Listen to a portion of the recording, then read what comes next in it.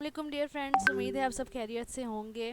आज की इस वीडियो में हम डिस्कस करेंगे एलसीसी नॉन वर्बल टेस्ट किस तरह के आते हैं और उसको सॉल्व करने की बेस्ट ट्रिक्स क्या हैं। एलसीसी का पाक आर्मी में जो टेस्ट होता है उसके 3 पार्ट होते हैं। सबसे पहला एक वर्बल टेस्ट लेते हैं, उसके बाद नॉन वर्बल टेस्ट होता है और लास्ट पे एकेडमिक टेस्ट होता है। वर्बल टेस्ट में आपकी वो इंटेलिजेंस आईक्यू लेवल चेक करते हैं। नॉन वर्बल टेस्ट जो कि आज मैं आपको ब्रीफली एक्सप्लेन करूँगी कि इसको कैसे सॉल्व करते हैं, उसमें इस तरह की फिगर्स दी जाती हैं जिसको आपने मैच करना होता है और उसकी जो मिसिंग फिगर या आंसर होता है वो लोकेट करना होता है।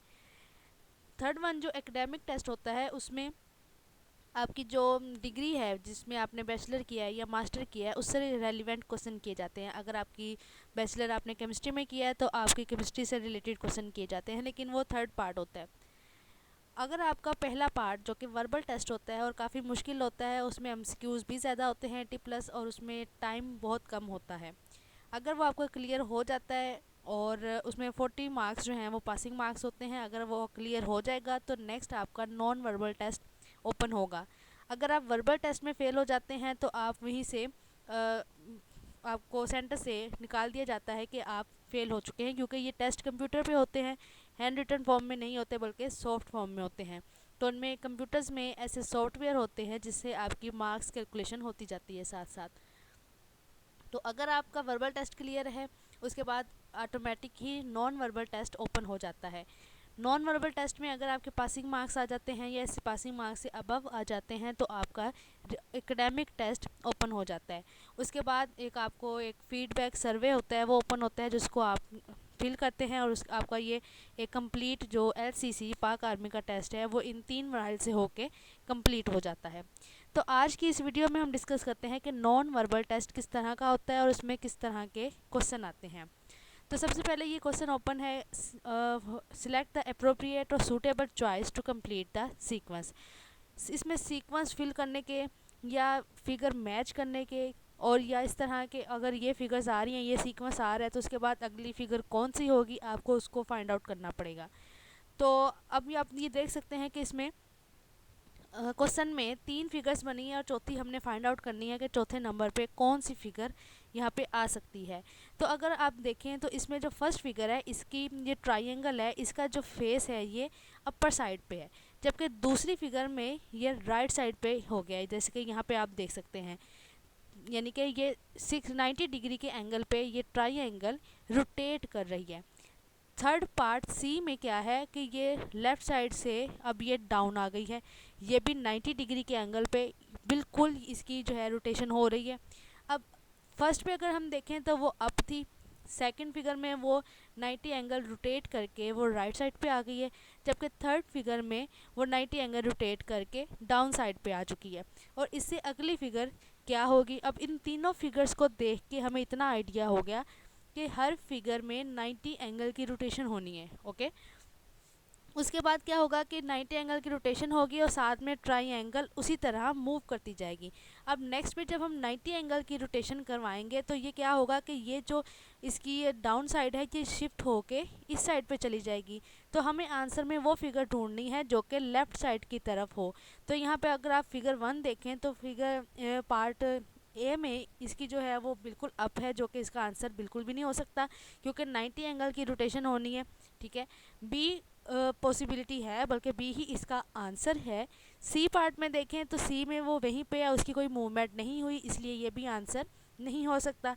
डी में क्या है, डी में वो बैक चली गई है, हालांकि हमने इन तीनों फिगर्स में देखा है किसी में बैक मूवमेंट नहीं हुई, तो डी बी इसका आंसर नहीं हो सकता। तो पीछे जो आंसर बचता है हमारे पास वो बी है और बी ही इसका आंसर है, क्योंकि जब ये 90 डिग्री पे पहले ये हमारे पास जो फिगर है वो ऐसे थी, अप साइड पे थी, फिर राइट साइड पे चलेगी, फिर वो मूव करके जो है वो डाउन आ गई, अब वो मूव करके लेफ़्ट साइड पे जाएगी। इट्स मीन कि इसकी जो रोटेशन है वो इस एंगल पे हो रही है, इस साइड पे हो रही है, क्लॉकवाइज इसकी रोटेशन हो रही है और जो एंगल है वो 90 डिग्री का एंगल है। उसके बाद अगर हम नेक्स्ट क्वेश्चन पे की तरफ जाएं, select the correct choice to complete the sequence. अब इसमें भी सीक्वेंस कंप्लीट करना है, ये इस तरह के क्वेश्चन नॉन वर्बल पार्ट में आते हैं और ये सेकंड टेस्ट होता है एलसीसी के केस में। तो फर्स्ट जो वर्बल होता है वो काफ़ी मुश्किल होता है, अगर वो आपका क्लियर है तो बाकी एकेडमिक तो बहुत ही ज़्यादा इजी होता है। तो अगर इसमें हम देखें कंप्लीट द सीक्वेंस में तो आपको एक बॉक्सेस नज़र आएंगे। अब 3 बॉक्सेस 4 बॉक्सेस उन्होंने दिए हैं, जो आपको 5वां बॉक्स है वो आपने फिल करना है, वो कौन सा हो सकता है। अब सबसे पहले तो देखना ये है कि बॉक्स में क्या है। एक बॉक्स है, बॉक्स के अंदर 2 छोटे छोटे बॉक्सेस और बने हुए हैं, ठीक है, जो कि कलर्ड हैं, और 2 ऐसे बॉक्सेस हैं जो कि वाइट हैं। इट्स मीन कि हर बॉक्स में 2 वाइट और 2 कलर्ड बॉक्सेस मौजूद हैं, ठीक है। और आंसर में भी अगर देखा जाए तो उसमें भी 2 वाइट और 2 कलर्ड बॉक्सेस मौजूद हैं। अब डिफरेंस कहाँ पे आएगा, है भी सारे बॉक्स और 2 ही वाइट हैं और 2 ही अंदर कलर्ड बॉक्स हैं, तो डिफरेंस इनकी कलर कम्बिनेशन में आएगा। फॉर एग्जांपल अगर यहाँ पे अप साइड पे रेड है तो इसकी निचली साइड पे ब्लू है, मींस के अप साइड पे रेड। फिर दूसरी फिगर में क्या है, ये उलट हो गया है, ठीक है, इसकी जो प्लेसमेंट है वो डिफरेंट हो गई, ब्लू अबव चला गया जबकि रेड जो है वो डाउन साइड पे आ गया। थर्ड फिगर में देखें तो फिर से जो रेड है वो अप चला गया है और ब्लू कलर जो है वो डाउन आ चुका है। अगर उससे नेक्स्ट में चलें तो फिर उसकी रिपीटिशन हो गई है, रिपीट हो गया ये प्रोसेस कि ब्लू अप चला गया है और रेड डाउन चला गया। तो यहाँ तक आपको ये बात समझ आ गई होगी होपफुली कि पहले रेड ऊपर होगा, फिर ब्लू, फिर रेड, फिर ब्लू, और एंड पे फिर रेड कलर ऊपर होगा। डायरेक्शन आप माइंड में रखें कि डायरेक्शन सेम है, सब बॉक्सेस में डायरेक्शन कलर की यूं है। यहाँ यहाँ पे चेंज होना है, यहाँ पे पहले रेड है, यहाँ पे ब्लू है, फिर यहाँ पे ब्लू हो जाएगा, यहाँ पे रेड हो जाएगा, फिर यहाँ पे रेड होगा, यहाँ पे ब्लू हो जाएगा, लेकिन डायरेक्शन यही रहेगी। बॉक्सेस के अंदर डायरेक्शन उसकी कभी भी यूं नहीं होगी, ठीक है। तो डी ऑप्शन तो वैसे ही यहाँ पे नहीं होगा क्योंकि यहाँ पे डायरेक्शन चेंज हो रही है। ए ऑप्शन भी यहाँ पे नहीं होगा। पीछे रह गए सी और बी, ठीक है। अब देखिए मैंने आपको कहा कि पहले रेड होगा, फिर ब्लू, फिर रेड, फिर ब्लू, और उसके बाद फिर रेड ही ऊपर आएगा। तो यहाँ से कंफर्म हो गया कि इसका आंसर बी है। So the correct answer of option number question number 2 is B. उससे नेक्स्ट चले तो क्वेश्चन नंबर 3 है, जिसमें अगेन वो कह रहे हैं कि सीक्वेंस कंप्लीट करना है। तो यहाँ पे अगर सीक्वेंस की बात करें तो यहाँ पे 4 फिगर्स दी हुई हैं और 5वीं फिगर हमें यहाँ पे लगानी होगी सीक्वेंस वाइज। तो अब यहाँ पे भी सेम केस वही है कि सारे के सारे बॉक्सेस हैं क्वेश्चन में भी और आंसर में भी, ठीक हो गया।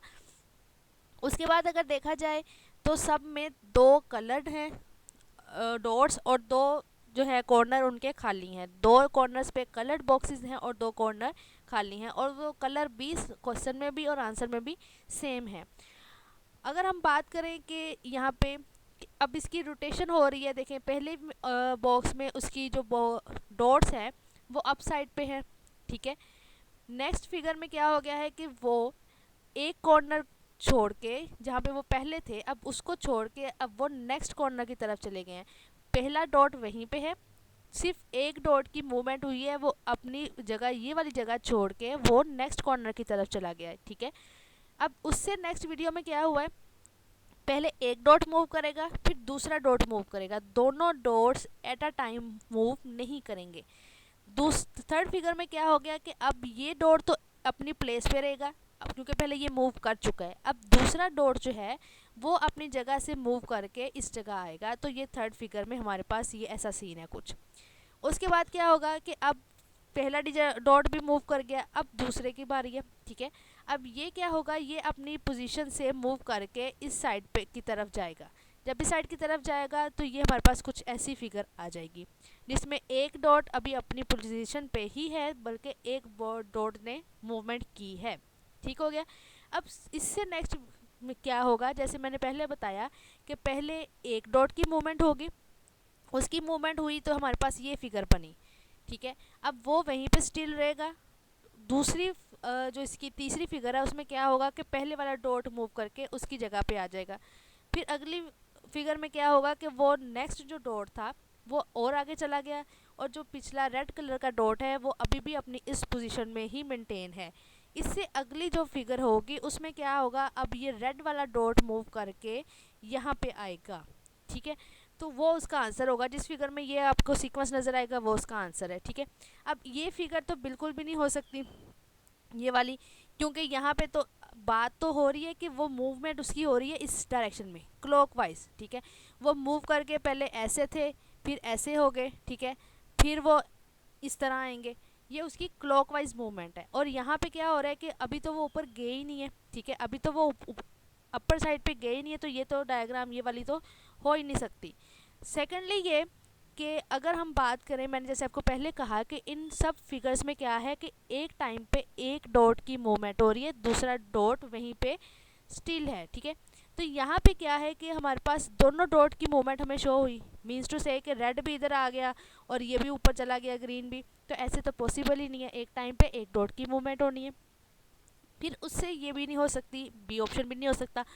ए ऑप्शन में क्या है कि ग्रीन और ऊपर चला गया और रेड एक साइड नहीं चाहिए, ऐसा भी नहीं पॉसिबल, क्योंकि पहले वो दोनों सेम साइड पे होंगे। फॉर एग्जांपल एक डॉट यहाँ है तो दूसरा डॉट उसके बिल्कुल पास होगा, फिर उन दोनों डॉट्स में एक कॉर्नर का डिफरेंस आएगा, ठीक है, ऐसे ऐसे जैसे कि इस फिगर में है। फिर वो फिर करीब आ जाएंगे, फिर एक कॉर्नर का डिफरेंस आएगा जैसे कि डी में है। अब फिर उन्होंने क्या आना है, क्लोज आना है। तो क्लोज की जो फिगर या इसका जो आंसर होगा बेस्ट वो होगा ऑप्शन नंबर डी। ठीक हो गया।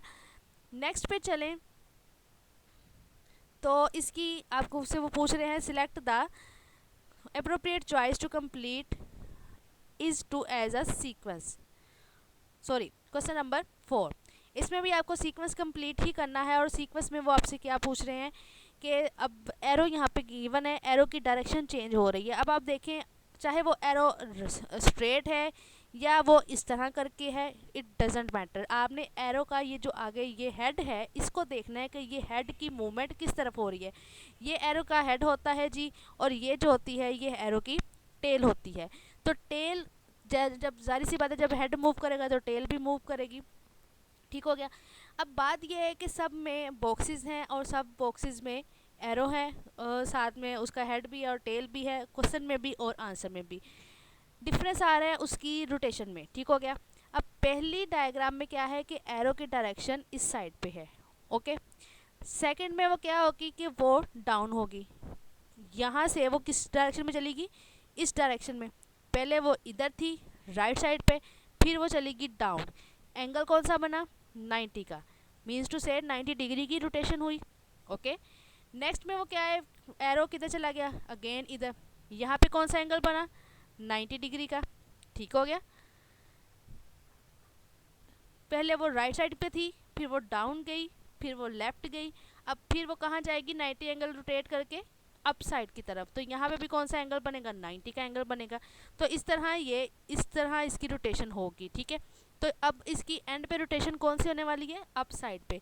तो जहाँ अप साइड है वो आपका ऑप्शन होगा, ऑप्शन नंबर डी। बाकी सारे ऑप्शंस इनके आंसर नहीं होंगे। ठीक हो गया। इससे नेक्स्ट पे चलें तो क्वेश्चन नंबर 5, उसमें भी आपको सीक्वेंस कंप्लीट करना है। सीक्वेंस ये तो बहुत ही सिंपल सा क्वेश्चन है। इस क्वेश्चन में क्या है कि आपके पास एक सर्कल है पहले, ठीक है। अब उसकी एक साइड फिल है, बाकी उसकी जो 3 साइड हैं वो खाली हैं। उससे नेक्स्ट जो फिगर है उसमें उसकी एक साइड पहले फिल थी, अब उसकी 2 साइड फिल हो गई, बाकी 2 साइड खाली रहेगी। फिर उससे नेक्स्ट में 3 साइड फिल नहीं हुई, बल्कि वो पूरे का पूरा जो सर्कल है वो कंप्लीट हो चुका है फिल। अब यही आपने सीक्वेंस अगले ये बॉक्सेस पे अप्लाई करना है कि पहले एक इसकी पोर्शन फिल होगा, फिर 2, फिर 3 नहीं होंगे, बल्कि सारे का सारा ही बॉक्स कंप्लीट फिल हो जाएगा। तो इसमें देखें तो ये बॉक्स क्या है, पहले इसकी एक साइड फिल है, फिर उसकी 2 साइडें फिल हैं। अब जो इसका अगला आंसर होगा वो क्या होगा कि सारे का सारा बॉक्स फिल हो जाएगा। So its answer will be option B. ठीक हो गया। उससे नेक्स्ट चलें तो select the most appropriate choice to complete the sequence. अब इसमें अगेन सीक्वेंस आपने फिल करना है, ठीक है।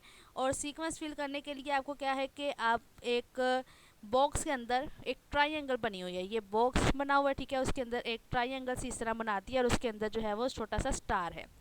अब ये जो ट्राइंगल है, अब इसकी होनी है रोटेशन। पहले हमने अभी तक जितने भी ऑप्शंस किए उनमें क्या थी, हमने क्लॉकवाइज रोटेशन देखी। अब इनकी जो रोटेशन होनी है वो क्लॉकवाइज नहीं होनी, बल्कि वो एंटी क्लॉकवाइज रोटेशन होगी। जी बिल्कुल। अब ये देखें आप, अभी यहाँ पे ट्राइंगल जो है वो अप साइड पे है, ठीक है। नेक्स्ट में क्या है कि वो इस साइड की तरफ मूव कर गई, लेफ्ट साइड की तरफ, मीन्स टू से कि पहले वो अप थी, फिर वो लेफ्ट साइड की तरफ मूव की, ठीक है।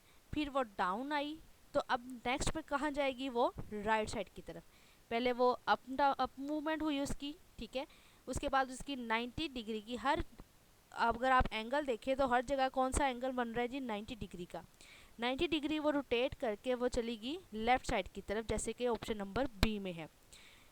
उसके बाद अगर देखें तो वो डाउन साइड चलेगी, यहाँ पे भी यहाँ इसका जो एंगल बना वो कौन सा बना, 90 डिग्री का। अब डाउन से वो किस तरफ जाएगी, वो राइट साइड की तरफ जाएगी, एंगल अगेन 90 डिग्री ही बनेगा। तो वो ऑप्शन जहाँ पे राइट साइड वाली फिगर है आप उसको सिलेक्ट कर लेंगे। तो ये आप इसमें आंसर जो है वो ऑप्शन बी बन रहा है, जिसमें वो उसकी रोटेशन जो है वो राइट साइड की तरफ 90 डिग्री के एंगल पे हुई है। नेक्स्ट पे आ जाएं तो select the appropriate choice to complete the sequence of shapes. अब इसमें आपने शेप्स का सीक्वेंस कंप्लीट करना है।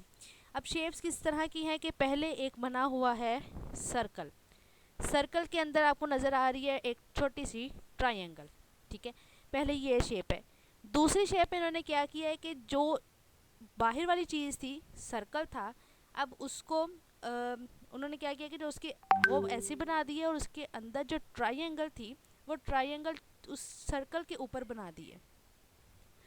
तो इसमें अगर हम देखें तो सबसे पहले उन्होंने क्या किया था, सर्कल के अंदर ट्रायंगल थी और नेक्स्ट फिगर में उन्होंने ट्रायंगल जो उसके सर्कल के अंदर जो पार्ट है उसको स्मॉल करके उसके ऊपर ड्रा कर दिया है। इसी तरह का पैटर्न नेक्स्ट फिगर में फॉलो होगा कि पहले ट्रायंगल है, ट्रायंगल के अंदर एक स्मॉल उन्होंने सर्कल बनाया हुआ है, ठीक है। अब नेक्स्ट फिगर में हमने क्या करना है, जो उसके अंदर सर्कल है अब हमने नेक्स्ट फिगर में उसको ट्रायंगल बना के उसके ऊपर लगा देना है। तो क्योंकि पिछली फिगर में यही पैटर्न फॉलो हुआ है तो हम यहाँ पे भी यही पैटर्न फॉलो करेंगे, जो इस पैटर्न के मुताबिक इसका आंसर सी बनता है। क्योंकि इसमें क्या है कि एक ट्रायंगल के ऊपर सर्कल लगाया है, यहाँ पे बच्चे अक्सर कंफ्यूज हो जाते हैं कि वो बी लगा देते हैं। तो कीप इन माइंड कि जो चीज़ बाहर है वो एज इट इज़ रहेगी। अगर यहाँ पे उन्होंने सर्कल बाहर बनाया है तो बी में सर्कल ही है बाहर, ठीक है। जो अंदर वाली चीज़ है वो उसके ऊपर आएगी। यहाँ पे सी में उन्होंने क्या किया, सी फिगर में उन्होंने ट्रायंगल बनाई है, ट्रायंगल के अंदर सर्कल है। अब हमने डी में इसको क्या करना है कि हमने यहाँ पे ट्रायंगल तो एज इट इज़ बनाएंगे लेकिन अंदर वाला जो सर्कल है वो इसके ऊपर आ जाएगा। तो यहाँ पे क्वेश्चन सी बनेगा, बी वाला। यहाँ पे कंफ्यूज आपने नहीं होना और ना ही इसका ए होगा ना ही डी होगा। उससे नेक्स्ट चलें तो अगेन उन्होंने कंप्लीशन का कहा है, सीक्वेंस कंप्लीट करने का।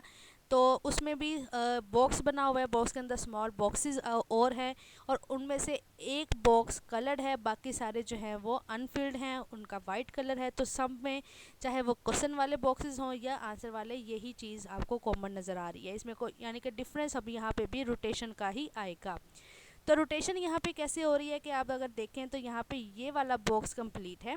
फिर इन्होंने क्या किया है कि एक बॉक्स अगला खाली छोड़ के इस बॉक्स में फिलिंग की हुई है, ठीक है। तो इस बॉक्स में फिलिंग हो गई। अब यहाँ पे उससे नेक्स्ट चलें, ये वाली जैसे आपको नज़र आ रही है, उससे नेक्स्ट चलें तो उन्होंने इसके बिल्कुल साथ वाली जो ये वाली बॉक्सेस हैं इसको खाली छोड़ के उससे नेक्स्ट में फिलिंग कर दी है, ठीक है। यानी कि एक बॉक्स खाली छोड़ रहे हैं, एक छोटा बॉक्स, और उससे नेक्स्ट में वो जा रहे हैं, ठीक है।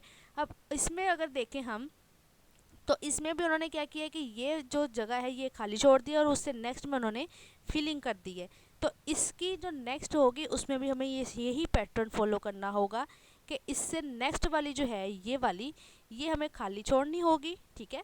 और उससे जो नेक्स्ट है उसकी फिलिंग करनी होगी इस वाले की। तो इस वाले की फिलिंग जहाँ पे है वो उसका जो ऑप्शन है वो ऑप्शन नंबर सी है, जहाँ पे यहाँ इस चीज़ की फिलिंग हो रही है, ठीक है। यानी कि एक बॉक्स खाली छोड़ के उससे नेक्स्ट की फिलिंग करनी है। तो इसके हिसाब से इसका जो पैटर्न को फॉलो करें तो इसका आंसर ऑप्शन सी बन रहा है। उससे नेक्स्ट चले तो अगेन सीक्वेंस कंप्लीशन का ही क्वेश्चन है। आपको डायग्राम जो यहाँ पे गिवन है उसमें क्या है कि आपके पास रोटेशन हो रही है। अगेन यहाँ पे सारे जो क्वेश्चन है यहाँ पे ये बॉक्सेस हैं दो, ठीक है। अब वो पहले इस साइड पे थे, अब वो एक बॉक्स छोड़, एक कॉर्नर छोड़ के इस पे आने की बजाय वो नेक्स्ट कॉर्नर की तरफ मूव कर गए हैं, ठीक है। यानी कि यहाँ पे आ गए हैं। अब यहाँ से वो क्या हो रहा है कि यहाँ से वो मूव करके वो अगेन बैक चले गए हैं यहाँ पे, यानी कि उससे नेक्स्ट में, ठीक हो गया। अब इससे अगली जो फिगर है वो हम कौन सी पुट करेंगे, देखें यहाँ पे एक चीज़ आपको माइंड में रखनी है कि यहाँ पे ये इसमें अगर हम देखें तो यहाँ पे, यहाँ बॉक्स में ये पहले यहाँ पे फिगर है, ठीक है, फिर इसके नेक्स्ट फिगर में ये बिल्कुल इसके ऑपोजिट चली गई है, ठीक है। अब उससे अगली जो फिगर है उसमें क्या है कि हमारे पास यहाँ पे दो बॉक्सेस हैं। अब ये दो बॉक्सेस बिल्कुल जब एक दूसरे के ऑपोजिट आएंगे तो नेक्स्ट फिगर में हमारे पास कुछ इस तरह की सीन होगा, जिसमें कि सॉरी इस तरह का, जिसमें हमारे पास ये दोनों जो बॉक्सेस हैं ये बिल्कुल ऑपोजिट डायरेक्शन में आ गए हैं। एक चीज़ यहाँ पे एक और आपको माइंड में रखनी पड़ेगी, वो ये कि यहाँ पे अब देखें कि इस पहली फिगर में जब ये दोनों बॉक्सेस यहाँ पे थे तो दूसरी फिगर ऑपोजिट जाके क्या हुआ यहाँ पे कि जो ये वाला बॉक्स है ये उसके ऊपर है, ठीक है, अप साइड पे है, जबकि दूसरा बॉक्स डाउन साइड पे, ठीक है। तो यहाँ से एक बात की क्लैरिफिकेशन ये हुई कि जब ऑपोजिट डायरेक्शन में जाएंगे तो अप वाला बॉक्स सामने होगा और जो डाउन वाला बॉक्स है जो निचली साइड पे है वो बैक साइड पे होगा। देखने में ऑप्शन बी और सी दोनों इसका आंसर लग रहे हैं, लेकिन इसका करेक्ट आंसर सी है। सी इसलिए है क्योंकि जब ये वाले बॉक्सेस ऑपोजिट डायरेक्शन यहाँ पे आएंगे तो इसका अप वाला बॉक्स जो है वो यानी कि जो उसके बिल्कुल ऊपर है वो अप साइड पे आएगा, जबकि दूसरा बॉक्स डाउन साइड पे आएगा, जो कि वैसे भी यहाँ पे कंप्लीट शो नहीं हो रहा। तो ये सीक्वेंस आपको माइंड में रखना पड़ेगा कि एक तो उन्होंने ऑपोजिट डायरेक्शन में जाना है, पहले इस तरह जाएंगे फिर दोनों इस तरह आएंगे। और ये यहाँ पे ये चीज़ माइंड में रखनी है कि जब वो ऑपोजिट डायरेक्शन में जाएंगे तो क्या होगा, एक बॉक्स बिल्कुल जैसे इस फिगर में बिल्कुल वो क्लियर नज़र आ रहा है अप साइड पे है, इसी तरह इसका जो ऑप्शन सी है इसमें भी बॉक्स अप साइड पे आपको ये नज़र आ रहा होगा, ठीक है। तो इस तरह से इसका जो करेक्ट आंसर बनता है वो है सी। नेक्स्ट पे चलें तो यहाँ पे अगेन रोटेशन हो रही है। देखिए नॉन वर्बल जो टेस्ट होते हैं ना उसमें ज़्यादातर ये रोटेशन के ही क्वेश्चन आते हैं, क्लॉकवाइज एंटी क्लॉकवाइज किस एंगल पे रोटेशन हो रही है आपको ये माइंड में रखना पड़ता है। और रोटेशन हो के उसका जो या उसका जो सीक्वेंस कंप्लीट करने वाला है इसकी इस तरह के क्वेश्चन आ जाते हैं। तो अब इस क्वेश्चन में अगर हम देखें तो पहले उसकी डायरेक्शन जो है वो इस साइड पे है, ठीक है, देन उसकी डायरेक्शन जो है वो यहाँ से थोड़ी सी टिल्ट होके इस साइड पे आ गई है, ठीक है। अब ये पूरी 90 डिग्री की रोटेशन नहीं है बल्कि ये 60 डिग्री की रोटेशन यहाँ पे हुई है। उससे नेक्स्ट में क्या है, अगेन 60 डिग्री की रोटेशन होके वो यहाँ बिल्कुल डाउन स्ट्रेट फॉर्म में आ गई है, ठीक है। फिर उससे नेक्स्ट पे क्या होगा, अगेन 60 डिग्री की रोटेशन होके पहले वो ऐसे थी, ठीक है, फिर वो थोड़ी सी टिल्ट होके इस तरह हो गई, फिर वो टिल्टेड फॉर्म से क्या है वो सीधी डाउन हो गई। अब डाउन से अगेन वो टिल्ट होगी, जैसे कि यहाँ पे इस तरह फॉर्म में वो आएगी, ठीक है, ऐसे फॉर्म में आएगी। तो ऐसे फॉर्म में जो इसकी क्वेश्चन का आंसर है वो ऑप्शन नंबर बी बन रहा है, जिसमें 60 डिग्री की रोटेशन होके वो दोबारा डाउन फॉर्म से वो थोड़ी सी टिल्टेड फॉर्म में जाएगी। उससे नेक्स्ट में चलें तो हमारे पास है correct the select the appropriate choice to complete the sequence. Again sequence completion का ही क्वेश्चन है।